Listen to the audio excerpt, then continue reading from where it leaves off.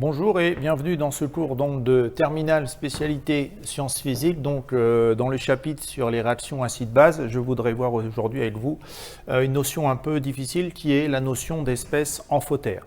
Alors, on va commencer par juste un petit rappel sur d'abord ce qu'on appelle un couple acide-base.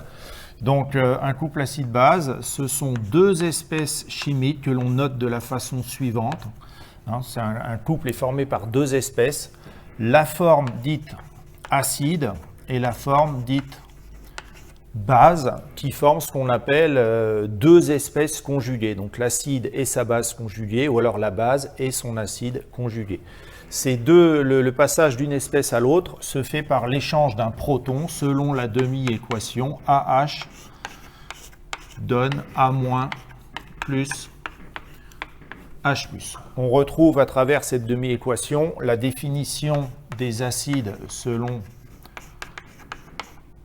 Brønsted. Un acide, c'est une espèce capable de libérer un proton en solution, donc c'est bien le cas ici. AH est un acide parce qu'il donne d'un côté A- en laissant partir un proton, un ion H+, donc AH est un acide. Alors que selon Brønsted, une base est une espèce capable au contraire de capter un proton. Donc ici, l'espèce A-, si elle récupère un proton, va nous redonner l'acide. Alors, par rapport à ce schéma, donc, qui est une définition de ce qu'on appelle une acide et une base, selon la théorie de Brønsted, il y a le cas particulier donc, de certaines espèces amphotères. On va commencer par l'eau, qui est peut-être le cas le plus simple. La molécule d'eau, en fait, si on essaye de se baser sur le schéma qui est là, en fait, on va s'apercevoir qu'elle appartient à deux couples. Parce qu'on peut écrire donc l'eau en considérant que l'eau est un acide. Donc si l'eau est un acide, ça veut dire qu'éventuellement, elle peut laisser partir un proton, H+, et du coup, il nous reste de l'autre côté HO-, le fameux ion hydroxyde. Donc ça, c'est la molécule d'eau. Et ça, c'est l'ion hydroxyde. La demi-équation protonique correspondante étant H2O donne HO- plus un proton, l'ion hydrogène. Donc l'eau est un acide, la molécule d'eau libère un proton et on obtient l'ion hydroxyde, la base conjuguée de l'eau. Mais on peut aussi considérer l'eau comme une base, c'est-à-dire du coup une espèce capable de capter un proton. Et si la molécule d'eau capte un proton, on va former l'ion H3O+. Au niveau des formules, il suffit de rajouter un hydrogène ici et la charge plus. De la même manière que là, pour passer d'H2O à HO-, on enlève un hydrogène dans la formule et on rajoute la charge moins. Donc H3O+, H2O. Alors, donc ça, c'est toujours la molécule d'eau, bien évidemment. Et là, vous avez l'ion. Alors, il y a plusieurs appellations. Donc, on va dire ici l'ion hydronium. On peut dire aussi l'ion oxonium. Mais peu importe, ici, l'ion H3O+. Donc, du coup, la demi-équation correspondante, c'est H3O+, l'acide, qui donne, en libérant un proton, H2O plus H+. Donc, on voit ici que la molécule d'eau, l'espèce chimique eau, peut être vue comme l'acide du couple H2O-HO-.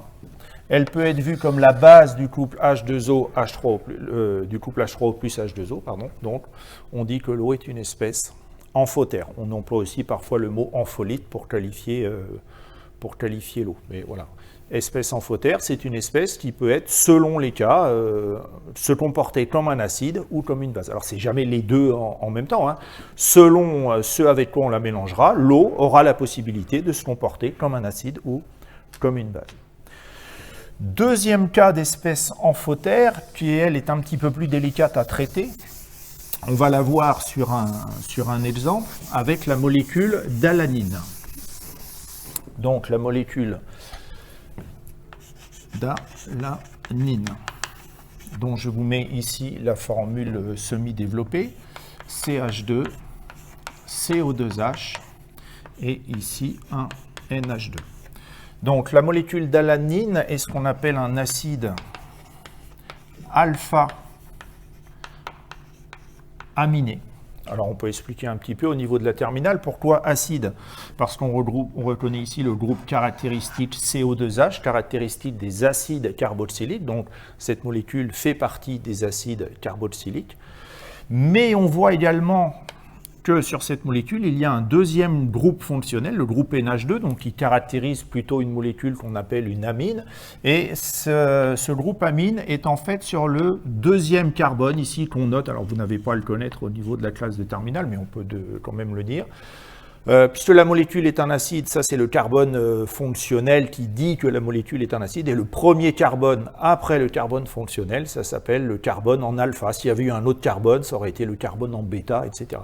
Et donc sur le carbone en alpha, il y a un groupe NH2 qui caractérise une amine. Mais dans les règles de priorité, les acides sont prioritaires sur les amines, donc cette molécule est un acide, et on dit que c'est un acide alpha-aminé. Bon.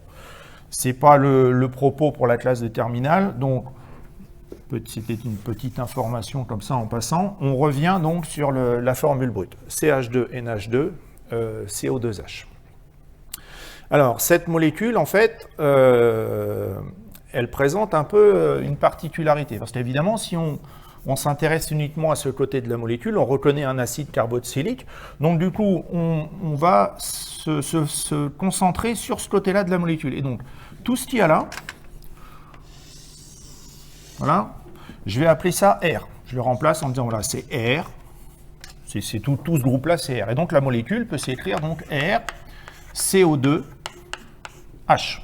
Et à ce moment-là, cette molécule RCO2H, je peux imaginer que c'est un acide, et lui laisser la possibilité de se transformer en RCO2-, sa base conjuguée, et écrire la demi-équation correspondante, RCO2H égale, donne double flèche, RCO2- plus un proton. Donc à ce moment-là, je dirais que cette molécule, c'est toute cette molécule dans laquelle j'ai simplifié en disant, voilà, le groupe qui est là, je l'appelle R, cette molécule peut être vue comme un acide, et voilà sa base conjuguée. Malheureusement, ce n'est pas la seule façon de voir les choses. Je peux très bien maintenant, du fait que c'est quand même, ce que j'ai dit tout à l'heure, un acide alpha-aminé, j'ai ici une fonction amine. Or, la fonction amine, elle, aurait plutôt tendance à conférer un caractère basique à la molécule. Pourquoi? Parce que si maintenant je change de couleur exprès, je regarde la molécule en disant, voilà, tout ce qui est là, je l'appelle, alors je ne vais pas remettre R, parce qu'on va se mélanger, je vais mettre R', voilà, tout ce groupe-là, je l'appelle R', et donc ma molécule, en fait, je la vois comme un groupe que j'appelle R' avec un NH2 dessus.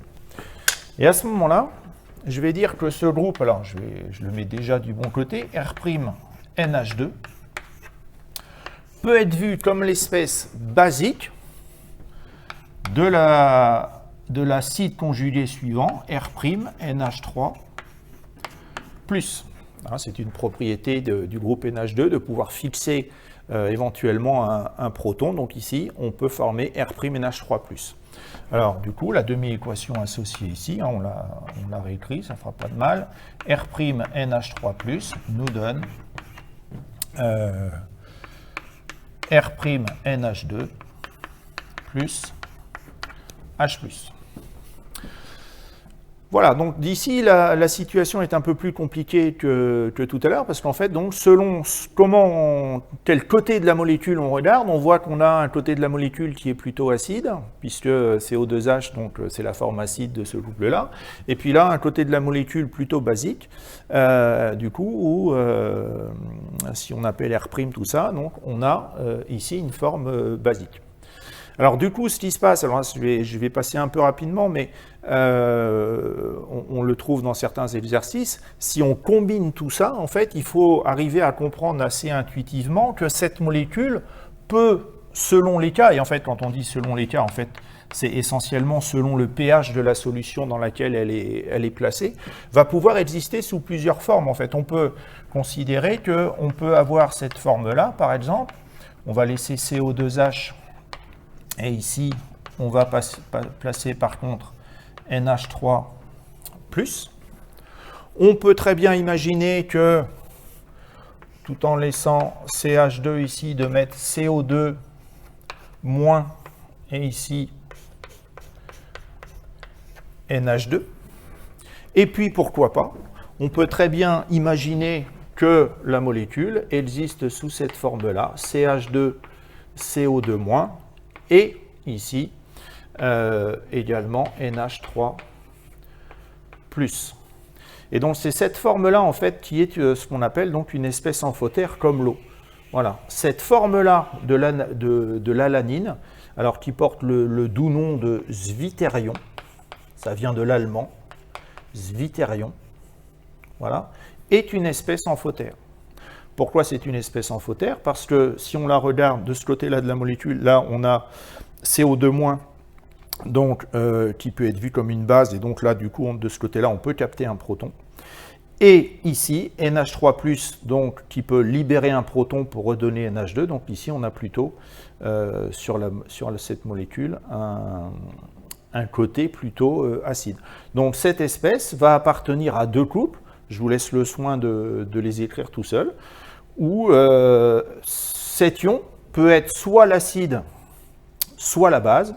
Alors, si c'est l'acide, selon qu'il est l'acide ou la base, soit vous rajoutez un proton, soit vous en enlevez un, et vous pouvez comme ça écrire, comme on l'a fait pour l'eau, deux couples acide-base.